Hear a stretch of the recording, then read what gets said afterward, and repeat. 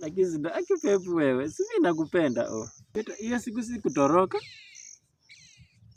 Sasa silikwambia narudi. Sasa wewe shida yako mwenyewe ulianza vibaya. Hapana, ulisema nitukule orodha na mimi sitaki orodha sasa. Mimi najuanga lazima mtu aende kwa ndoa ndo akule orodha. Waseko hapa mrembo msakula kurelanga na wewe kale ndo kuchizimu. Maana kulanga. Na ndimaikano wewe nije kulanga baruche ko yo kwanza.